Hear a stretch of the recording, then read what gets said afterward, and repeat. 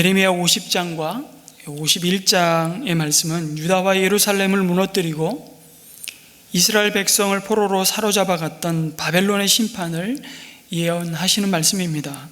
잘 아시듯이 바벨론은 하나님의 백성인 이스라엘을 징계하기 위한 하나님의 채찍이었습니다. 하나님의 은혜를 망각하고 우상을 섬기며 세상의 힘을 의지했던, 말과 병거를 의지하며 끝까지 하나님을 외면했던 유다 백성이 하나님의 심판을 받습니다. 그 일의 도구로 쓰였던 제국이 바빌론이었습니다. 그런데 이제 하나님은 그 바빌론을 심판하시겠다고 말씀하십니다. 여러분, 왜 바벨론이 심판을 받습니까? 공교롭게도 그 이유는 이스라엘이 하나님의 심판을 받는 이유와 크게 다르지 않았습니다. 무엇보다 그들이 교만하였기 때문입니다. 하나님은 바벨론을 향해 너 오만한 자야, 내가 너를 치겠다고 말씀하십니다. 바빌론은 이 세상에서 최강의 나라가 되었습니다. 그들의 이런 자부심은 이미 BC 605년에 전통적인 강대국 제국이었던 이집트를 갈그미스 전투에서 무너뜨리고 그 온 세상을 평정하면서, 그리고 마침내 예루살렘 성전을 다 파괴하고 불태움으로 더 공고해졌고 강해졌습니다. 그러나 그들의 힘이 어디로부터 주어진 것임을 그들은 알지 못했습니다. 그들을 왜 그렇게 세우셨는지, 그들에게 더 이상 두려워할 세상은 없었습니다. 그리고 정복자 느부갓네살은 하나님의 자리를 자신이 차지하고 온 세상이 자신 앞에 엎드려 경배할 것을 명령합니다. 교만은 한마디로 자신의 위치와 자신의 신분과 자신의 주제를 잊어버리는 것임을 보게 됩니다. 여러분, 그 교만의 끝은 어디를 향해 달려갑니까? 교만한 자는 절대로 자기 분수를 인정하지 않습니다. 만족이라는 것을 모릅니다. 교만한 자의 특징은 사람들이 자기를 절대적인 존재로 대해주기를 바라죠. 그래서 바로 자신을 신격화하고 그것을 눈에 보이는 우상으로 만드는 것입니다. 느부갓네살 왕은 자기 신상을 만들어 놓고 결국 모든 사람으로 하여금 그 신상에게 절하게 했습니다. 그 신상은 곧 자기 자신이죠. 교만의 끝은 결국 하나님과 맞서는 것입니다. 다투는 것입니다. 교만한 자에게 하나님은 더 이상 필요 없는 존재입니다. 오직 자신을 최고라고 인정해 줄 그 우상만 있으면 됩니다. 이것이 교만의 끝이고, 하나님은 그 교만한 자를 반드시 심판하신다고 말씀하십니다. 오늘 읽은 50장 38절에 바빌로니아는 온갖 우상을 섬기는 나라이니 그 땅에 사는 사람들이 그 끔찍스러운 우상들 때문에 미쳐버릴 것이다 라고 말씀하십니다. 하나님은 이와 같은 우상을 섬기며 하나님께 등 돌린 이스라엘 백성을 바벨론의 손에 붙이셨는데, 이제 그 우상의 땅에서 다시 그들을 건져내시고 돌아오게 할 것이라고 약속하십니다. 그들이 붙잡고 있었던 모든 헛된 욕망과 우상을 제거하시는 70년의 그 포로 생활의 세월이 다 마치는 때에 하나님은 다시금 내 소유 삼으신 백성을 불러내셔서 그들과 새 언약을 맺으시겠다고 약속하여 주시는 말씀이 예레미야서의 말씀입니다. 다시금 제2의 출애굽 역사, 바벨론의 역사가 그들을 기다리고 있었습니다. 여러분, 이 약속을 이스라엘 백성이 어떤 형편 가운데 받고 있습니까? 아직 본격적인 포로 생활이 시작되기도 전인 1차 포로들이 사로잡혀간 바벨론 땅에서 이 말씀을 전달받고 있는 겁니다. 시드기야 4년이면 남유다가 예루살렘 성이 멸망하기 전입니다. 마지막 시드기야 왕 4년에 이 말씀을 이미 BC 605년에 사로잡혀간 포로들이 이 말씀을 두루마리 성경책으로 받고 읽고 그 말씀을 듣고 있는 것입니다. 말씀해 보면 바룩의 동생이죠. 스라야가 두루마리에 기록된 말씀을 바벨론 도성으로 가지고 가서 오매 불망 돌아갈 날을 기다리고 있는 유다 백성에게 낭독하고 듣게 하라는 명령을 하나님으로부터 받은 것입니다. 그러나 막상 바벨론에 사로잡힌 그들이 볼 때에는 이 바벨론 제국은 절대 망하지 않을 영원할 제국처럼 보이는 것입니다. 그들이 가진 힘과 권세는 하늘을 찔렀습니다. 세상에 대적할 자 없는 대제국이었습니다. 그들이 갖춘 난공불락의 성읍과 군대와 그들이 가진 제도와 신전들의 위엄과 그들이 누리는 문화의 수준은 그 어디에서도 찾아볼 수 없는 차원이었습니다. 고고학이 발달되어서 지금으로부터 자그마치 2500여 년 전에 바벨론 문명을 발굴하고 찾아내면서 그 바벨론 문명이 얼마나 화려한 문명이었는지가 불가사의할 정도로 화려한 문명이었는지를 속속 밝혀내고 있죠. 온 세상을 정복하고 착취한 진귀한 것들로 가득 채워진 바벨론 도성은 포로로 사로잡혀 와 있는 유다 백성들의 눈으로 볼 때는 정말 불가사의 그 자체였습니다. 그러니 상대적으로 그들의 자신들의 모습이 얼마나 초라했겠습니까? 그들이 믿는 하나님은 이제 더 이상 그들을 보호할 능력도 지혜도 없는 패망국의 신에 지나지 않는 그 절망이 그들의 마음을 사로잡았을 겁니다. 그런 한복판에 주저앉은 백성들에게 하나님은 예레미야를 통해 바벨론의 심판을 선포하신 말씀을 보내십니다. 그리고 그들의 모든 귀가 그 말씀을 듣게 하십니다. 그리고 그것도 모자라서 그 두루마리에 돌을 매달아 유프라테스 강에 던져 가라앉게 만드십니다. 이와 같이 바벨론이 잠기고 말 것이라는 이 하나님의 심판이 반드시 이루어질 것을 확인시켜 주셨습니다. 그러시면서 그들에게 계속해서 주시는 말씀이 무엇입니까? 내 이름은 만군의 주라고 선포하십니다. 34절에 그러나 그들의 구원자는 강하니 그 이름은 만군의 주다. 그리고 51장 19절에 바벨론이 섬기는 우상이 얼마나 헛된 것이고 무용지물인지를 말씀하시면서 51장 19절에 이렇게 말씀을 이어가시죠. 그러나 야곱의 분기시신 주님은 그런 것들과는 전혀 다르시다. 그분은 만물의 조성자시오 이스라엘을 당신의 소유로 삼으신 분이시다. 그분의 이름은 만군의 주이시다 라고 소개합니다. 여러분, 이 이름은 히브리어로 여호와 체바오트라는 단어입니다. 영어로는 The Lord of Host인데요. 여러분, host라는 말이 어떤 뜻이죠? 어떤 잔치를 열 때 그 연회를 여는 주인을 뜻하기도 하지만 사실은 많은 무리, 셀 수 없이 헤아릴 수 없이 많은 무리와 군대라는 뜻을 갖고 있습니다. 그래서 여호와 체바오트라는 의미는 군대들의 주, 다시 말해 사령관을 뜻하는 말인 것입니다. 성경에는 이 하나님의 이름이 무려 282번이나 등장합니다. 그런데 예레미야서에서만 무려 83번이나 하나님은 자신을 이 이름으로, 만군의 주라는 이름으로 자신을 드러내십니다. 그런데 여러분, 이 표현이 얼마나 참 어처구니 없지 않습니까? 고대 전쟁은 신과 신의 전쟁이었습니다. 한 민족이 패하면 그것은 그 민족이 섬기는 신의 패배요, 그 신의 무능력이었습니다. 그 민족을 정복한 제국이 섬기는 신이 더 위대하고 참 신이라는 사실을 그렇게 증명했습니다. 그런데 지금 유다 백성이 바벨론에 의해 멸망한 것이나 다름없었잖아요. 그들이 하나님께 예배드렸던 예루살렘 성전은 비참히 파괴되었습니다. 성전의 모든 거룩한 성물은 모두 바벨론의 전리품이 되어 착취당했습니다. 심지어 성전의 제사를 위해 사용되었던 금잔과 그릇들은 바벨론 왕의 잔치상에 술잔이 되었고 잔치상의 음식 그릇으로 취급당했습니다.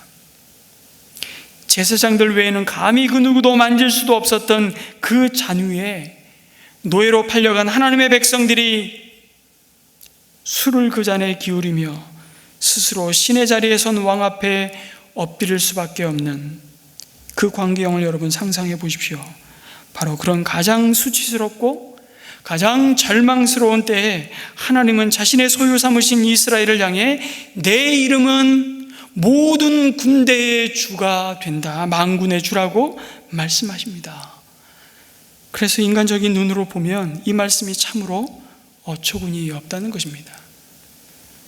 마치 그렇게 독립운동을 하다가 일제시대, 일제강점기 때 일본을 한번 갔다 오면 다 변절자가 되었다고 하지 않습니까?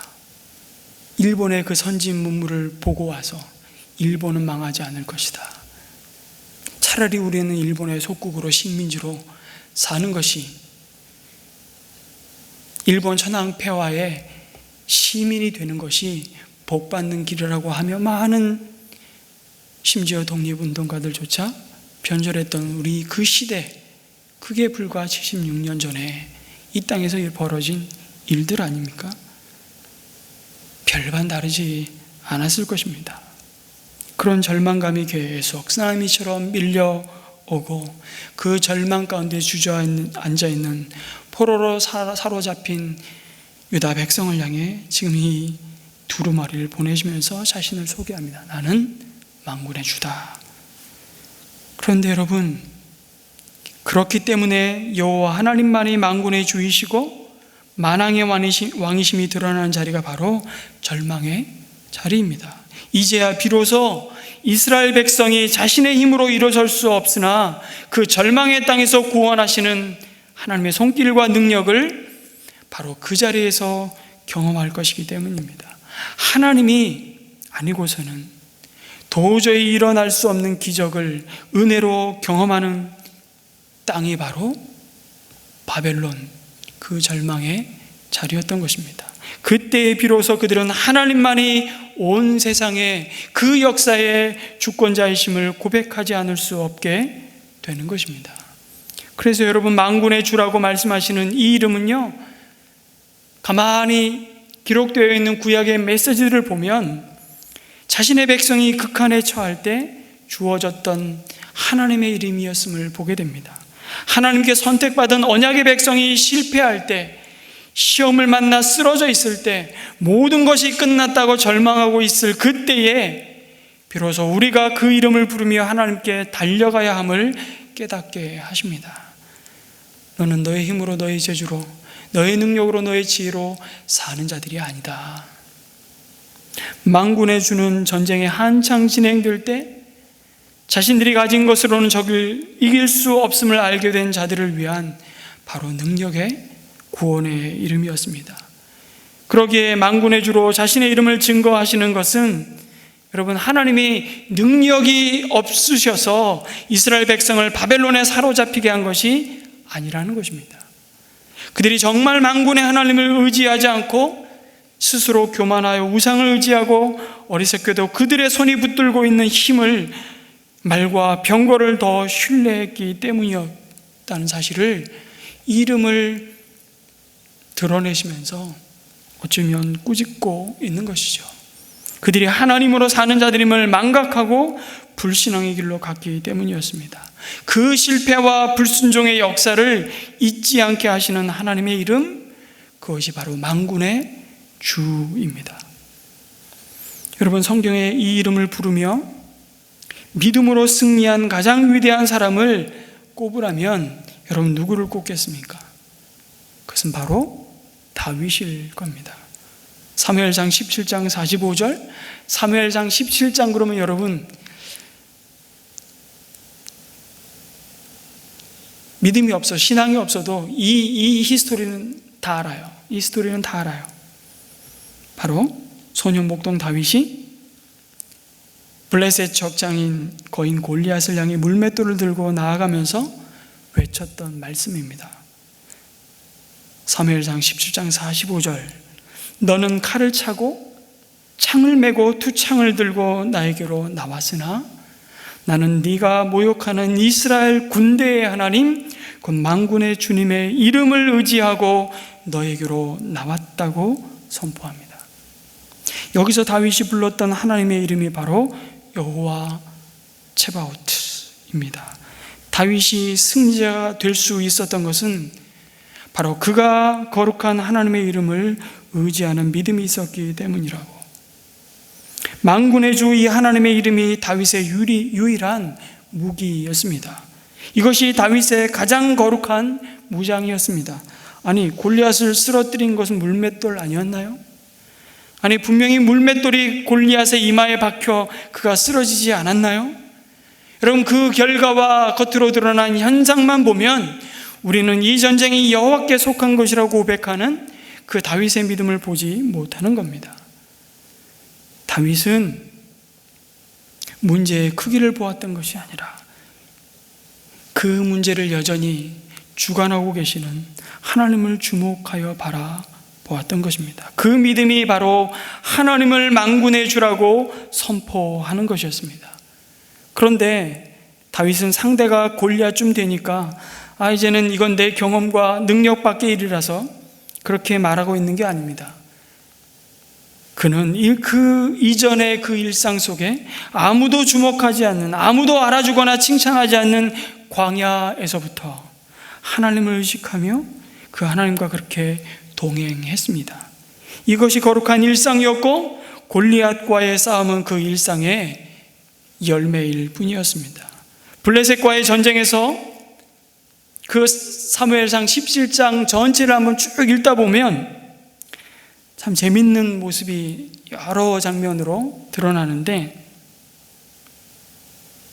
그 블레셋과의 전쟁에서 형들도 하나님을 전혀 언급하지 않고 초대왕 사울도 하나님을 전혀 언급하지 않고 하나님의 군대라고 다윗은 고백하는데, 정작 하나님의 군대였던 이스라엘 군인들 그 누구도 하나님을 일체 언급하지 않습니다.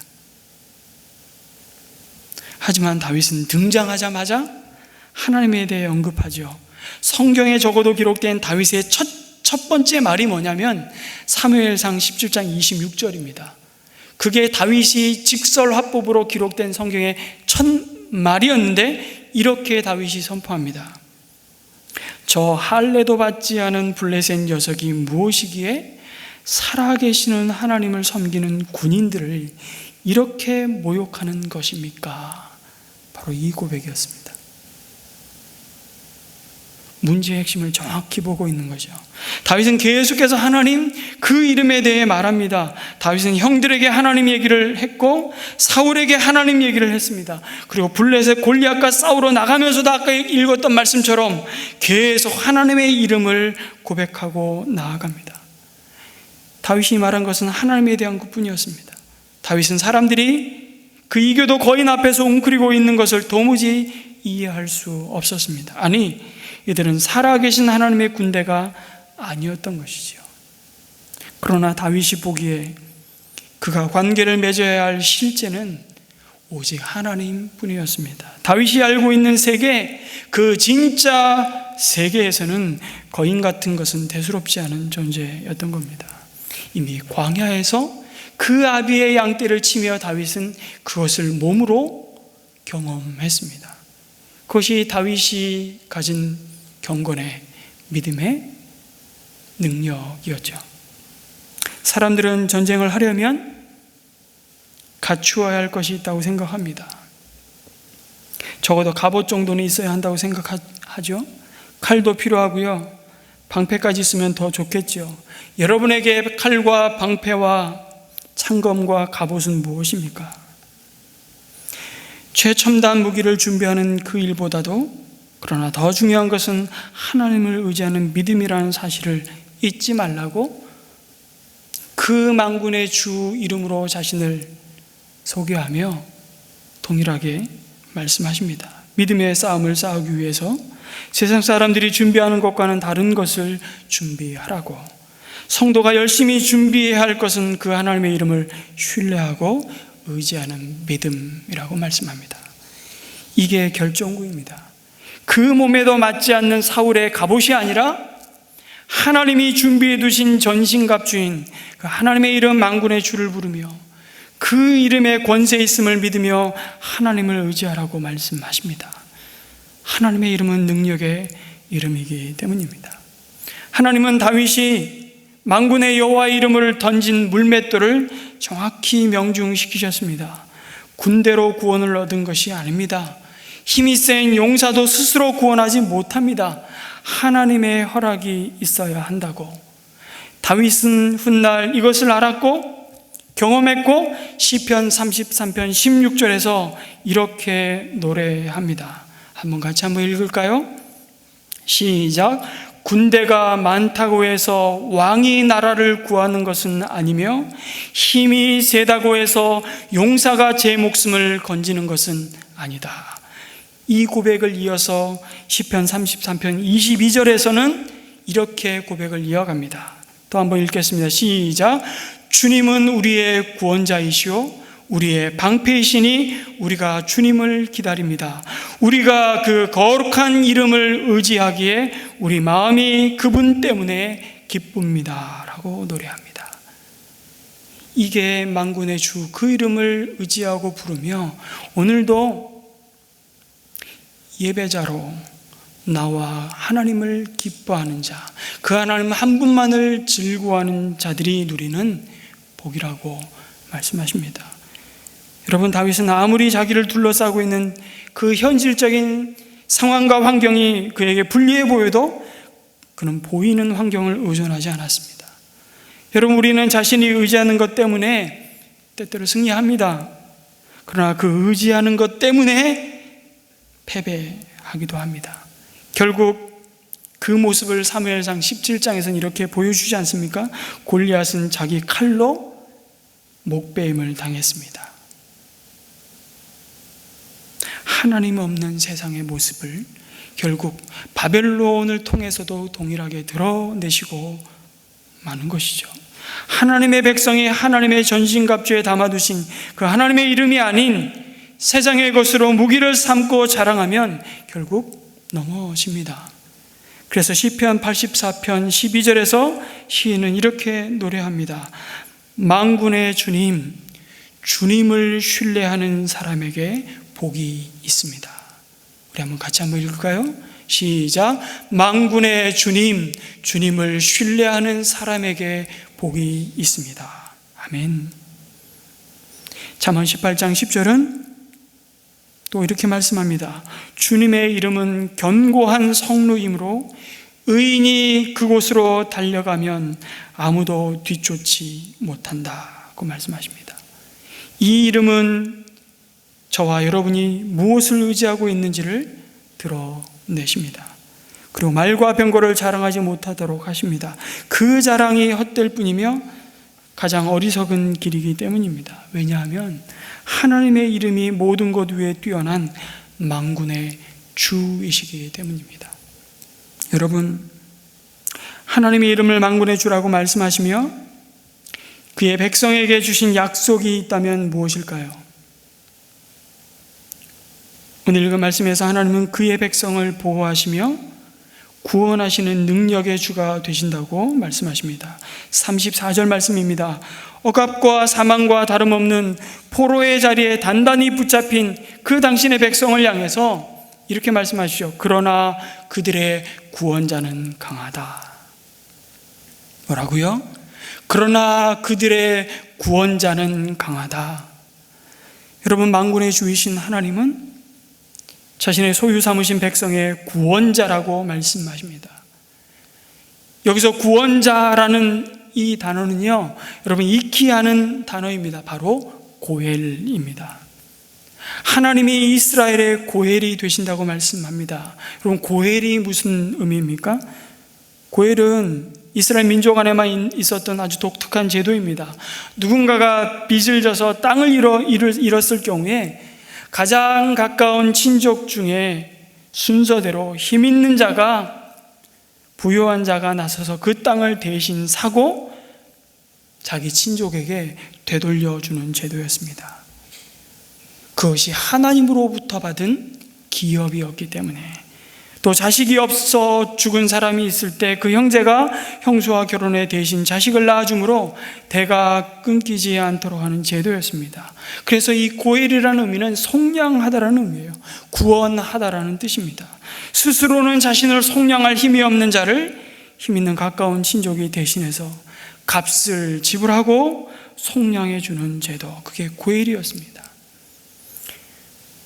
인생 모든 소망이 사라져 절망 중에 빠진 자에게 어쩌면 유일한 소망이 되는 자, 그가 바로 고엘이었습니다. 그래서 고엘이 나타나면 그 인생은 다시 이전으로 회복될 수 있었던 것이죠. 만군의 주이신 하나님이 친히 이스라엘의 고엘이 되어 주시겠다고 선포하십니다. 그분의 이름이 바로 만군의 주라 말씀하시고, 그분은 강하다. 여러분, 우리의 영원한 고엘이 되시는 분이 누구십니까? 바로 자기 백성을 저희 주에서 구원할 이름으로 오신 예수 그리스도이십니다. 예수님은 강하신 구원자이시기에 저와 여러분의 삶을 책임지시고 회복시켜 주실 수 있는 분이십니다. 그 주님을 믿고 의지하는 자는 주님이 반드시 건지시고 구원해 주시는 것입니다. 그 이름을 가지고 사도들은 병을 고쳤습니다. 은과 금은 내게 없거니와 내게 있는 것으로 너에게 주노니 곧 나사렛 예수 그리스도의 이름으로 걸으라. 그렇게 선포하고 안진뱅이 된 자를 오른손을 잡아 일으키니 발과 발목이 곧 힘을 얻었다고 증거합니다. 여러분, 하나님의 이름을 부르는 그 성도에게 주신 무기는 바로 하나님의 이름입니다. 그 이름이 승리의 이름이기 때문이죠. 성도 여러분, 우리의 영원한 고엘 되신 분이 바로 예수 그리스도이십니다. 예수, 그 이름이 우리를 죄와 영원한 사망에서 구원하시는 이름입니다. 되갚을 수 없는 그 은혜로 우리를 속량하시고 우리를 그 죄와 사망의 권세에서 불러내신 우리의 영원한 고엘 되신 구원자 되신 예수의 이름을 부르며 우리는 그래서 기도하는 것이죠. 그래서 하나님의 이름을 만군의 주라고 말씀하시며, 하나님이 우리에게 주신 약속이 무엇이냐? 결국 만군의 이름으로 기도할 때 하나님은 일하신다는 것입니다. 하나님이 자신을 만군의 주라고 말씀하시며 약속하신 것은 그 이름을 힘입고 의지하여 기도할 때 하나님은 하나님의 일을 그 기도하는 자를 통해 반드시 이루시겠다고 약속하십니다. 34절에 만군의 주이신 하나님은 약속하십니다. 내가 반드시 그들의 탄원을 들어주어서 이 땅에 평화를 주시겠다고 말씀하십니다. 포로 가운데 있는 이스라엘 백성을 향해 바벨론 심판의 메시지를 담은 그 두루마리를 전해주시면서도 확인시키는 것이 바로 이것입니다. 51장 62절을 다시 읽습니다. 주님께서 친히 이곳을 두고 말씀하시기를 이곳에는 아무것도 살 수 없도록 멸망시켜서 사람도 짐승도 살 수 없는 영원한 폐허로 만들겠다고 하셨습니다 하고 기도하십시오. 아니, 어차피 하나님이 그렇게 하시기로 작정하셨으면 우리가 뭐를 한들 그 역사가 바뀌겠습니까? 아니요, 바뀝니다. 우리가 기도할 때 정말 우리가 경계해야 할 태도가 있다면 체념이고 숙명론적인 태도입니다. 어차피 기도해봐야 안 바뀌어. 어차피 구원 얻을 구원하실 백성은 하나님이 구원하실 거야. 내가 기도한들 뭐가 달라지겠어? 아닙니다. 하나님은 그럼에도 불구하고 기도하라고, 그리고 기도하는 그 기도자를 통해서 하나님은 오늘도 그 구원의 역사를 이루어 가시겠다고. 왜 기도하라고 하시는 줄 아세요? 그 모든 일이 이루어질 때 그 일은 내가 잘나서 이루어진 일이 아니고 나의 섬김을 통해서 이루어진 사건이 아니라 나의 수고를 통해서 이루어진 구원 은혜가 아니라 하나님이 하셨습니다 라고 고백하고 찬양할 수 있는 자, 그 자가 바로 만군의 주 여호와의 이름으로 기도하는 자라는 사실입니다. 그런데 여러분, 만군의 주 그 이름을 의지하고 기도의 자리로 나아가는 것을, 그래서 방해하는 큰 걸림돌 중에 하나가 바로 이것입니다. 우리가 이런 형편에서 기도한다고 달라질 것이 무엇이 있나? 그냥 이 현실을 받아들여야 돼. 달라지는 것은 없어. 아무리 죄와 싸워봤자 또 넘어질 텐데, 나도 왕년에 다 기도해 봤는데 별 소용도 없더라고. 아무런 변화도 효과도 없는 것 같아. 달라진 게 없어. 결국 자신의 경험과 상식의 세계와 한계에 하나님의 역사를 제한하고 가두어 버리는 것입니다. 그러면서 여러분, 우리가 놓치는 것이 있죠. 주님은 그 이름을 주시며 주님은 답을 갖고 계시는데, 우리는 주님이 답을 이미 갖고 계시다는 사실을 잊고 살고 있을 뿐만 아니라, 만군의 주 그 이름에 담아두신 하나님의 은혜와 그 하나님의 능력과 그 하나님의 사랑을 정말 신뢰하지 않고 있는 우리의 모습을 마주 대하는 것이죠. 그래서 우리는 주님의 이름으로 우리 마음대로 하고 있습니다. 주님이 전달하려는 것을, 이루시고자 하시는 그것을 그대로 받는 훈련이 안 되어 있습니다. 그래서 주님의 마음을 품는 것이 부족하게 내가 생각하기에 옳은 기도만 하고 있지는 않는지 되묻게 됩니다. 주님의 이름으로 우리가 하고 싶은 대로 하고 있다는 것입니다. 그러면서 우리는 합리화하고 착각하고 있는 거죠. 나는 주님의 이름으로 기도했는데 왜 하나님은 일하시지 않냐고 원망하며 따질 때가 얼마나 많은지 모릅니다. 우리는 조급합니다. 그게 우리의 연약함이죠. 세계적으로 많이 읽혔던 영혼을 위한 닭고기 스프, 치킨 숲이라는 책을 아마 예전에 많이들 읽어보셨을 텐데, 그 이야기 가운데 실화로 소개된 사연 하나를 나누고 싶습니다. 미국의 고든과 신디라는 이름을 가진 부부가 있었습니다. 이 부부에게 타냐라는 이름을 가진 어린 딸이 있었는데, 이 소녀가 어느 날 자기 집 부엌 오븐 곁에서 놀다가 오븐 위에 올려놓은 펄펄 끓는 물 냄비를 그만 건드렸습니다. 그리고 그 물이 얼굴에 쏟아져 중화상을 입는 끔찍한 사고가 발생했습니다. 타냐는 병원 응급실로 실려가 대수술을 받습니다. 수술 중간중간에 경과에 대한 설명을 의사가 나와서 하는데, 이 소녀가 이제 큰 화상을 피할 수 없는 것이라는 비관적인 뉴스뿐이었습니다. 지난주에 김동호 목사님이 어린 시절 화상을 입었던 경험을 잠시 얘기하셨는데, 정말 화상을 치료하는 건 너무 길고 긴 싸움인 것을 보게 됩니다. 피부가 계속 이식되어야 되고, 그 탱탱해지면 다시 성장과 함께 끊임없이 수술을 반복해야 되는 끔찍한 사고가 바로 화상 사고죠. 불보듯 이 아이가 앞으로 걸어가야 할 삶에 얼마나 고통스러운 시간들을 예상해 볼 수 있지 않습니까? 수술실에 들어갈 수도 없고, 들어가 봤자 어떻게 할 수도 없는 상황 속에서 이 다급해진 엄마 신디는 소파에 엎드려서 이런 기도를 합니다. 예수님, 어떻게 해요? 예수님이 직접 들어가 주세요. 예수님이 만져주세요. 하나님이 고쳐주세요. 하나님이 직접이요. 한참을 기도하는데 누가 툭툭 건드려서 보니까 교회 목사님이 교인 2사람과 함께 와 있었습니다. 목사님, 저희가 소식을 들었습니다. 함께 기도하러 왔습니다. 그렇게 말씀하시고는 이 부부의 손을 잡고 간절히 기도했습니다. 그 다음에 차마 딸의 수술의 그 상황을, 수술로 들어갈 수 있는 기회가 있었음에도 불구하고 들어가지 못하는 이 부부를 보며 목사님이 제가 들어가 보지요 하고 말한 후에 허락을 받고 목사님과 교인 2분이 수술실에 들어갔습니다. 기도를 하고 나와서 여러분 걱정하지 마세요. 하나님을 의지합시다. 기다려 보십시다. 이렇게 말씀을 하신 후에 목사님 일행은 떠나갔습니다.